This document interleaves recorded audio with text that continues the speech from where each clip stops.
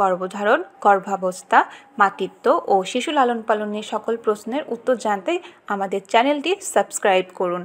আজকে একটি নতুন গুরুত্বপূর্ণ বিষয় নিয়ে আলোচনা করব। বিষয়টি হলো গর্ভবতী মায়ের কতটুকু বিশ্রাম নেওয়া প্রয়োজন। গর্ভবতী মহিলাদের অনেক সময় রাতে ভালো করে ঘুমাতে পারে না, অনেক সময় বিনিদ্রায় রাত কাটে তাদের। তবে অন্য সবার মতোই গর্ভবতী মহিলাদেরও পর্যাপ্ত ঘুম ও বিশ্রামের প্রয়োজন। হবু মা ও তার সন্তানের স্বাস্থ্যের জন্য গর্ভবতী মহিলাদের দিনে অন্তত 7 থেকে 8 ঘন্টা ঘুমানো উচিত। ঘুম ভালো না হলে প্রেগনেন্সিতে নানা জটিলতা দেখা দিতে পারে। এছাড়া আপনি যদি আমাদের চ্যানেলে নতুন হয়ে থাকেন তাহলে আমাদের চ্যানেলটি সাবস্ক্রাইব করে দিবেন এবং পাশে থাকা বেল আইকনটি প্রেস করতে একদম ভুলবেন না কিন্তু। তবে এর পাশাপাশি খেয়াল রাখতে হবে যে অতিরিক্ত ঘুমও বিপদ ডেকে আনতে পারে। হবু মা যদি দিনে 9 ঘন্টার বেশি ঘুমোয় তবে তা গর্ভস্থ সন্তানের জন্য ঝুঁকির কারণ হতে পারে। গর্ভ অবস্থায় পেট বড় হয়ে যাওয়ার কারণে শারীরিক অস্বস্তি এবং হরমোনাল নানা পরিবর্তনের কারণে অনেক সময় ঘুম ভালো হয় না। সাউন্ড স্লিপ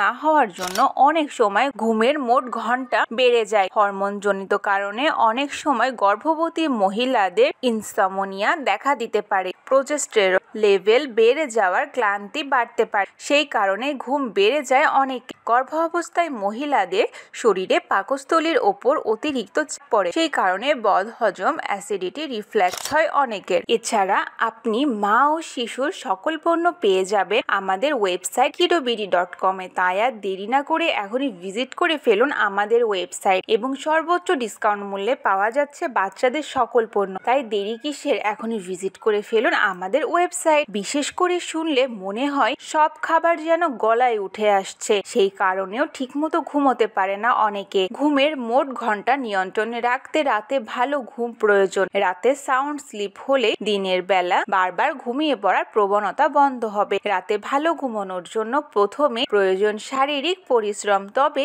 আপনি কি ধরনের অ্যাক্টিভিটি করবেন তা অবশ্যই ডাক্তারের সঙ্গে পরামর্শ করে ঠিক করুন। অ্যাক্টিভিটির মধ্যে থাকলে শরীরে রক্ত সঞ্চালন ভালো হবে এবং এর ফলে ঘুমও ভালো হবে। আবার ফিজিক্যাল অ্যাক্টিভিটি করলে গর্ভবতী মহিলাদের অনেক সময় ডায়াবেটিস এবং হাইপারটেনশন হয়ে যায়, তার প্রবণতাও কমে। এছাড়া ঘুমের মধ্যে একটা নির্দিষ্ট রুটিন বানিয়ে নিলেও ভালো হয়। ভালো ঘুমের জন্য রাতে শোয়ার আধা ঘন্টা আগে সব গ্যাজেট বন্ধ করে দিন। উদ্বেগ কমানোর চেষ্টা করুন, তাহলেই দেখবেন রাতে ভালো ঘুম হচ্ছে এবং দিনের বেলায় বরাবর ঘুমিয়ে পড়ার প্রবণতা কমছে। এর ফলে অতিরিক্ত ঘুম অনেকটাই নিয়ন্ত্রণে আনা সম্ভব। আজকে এই পর্যন্তই। পরবর্তীতে আরো কিছু গুরুত্বপূর্ণ বিষয় নিয়ে আলোচনা করব।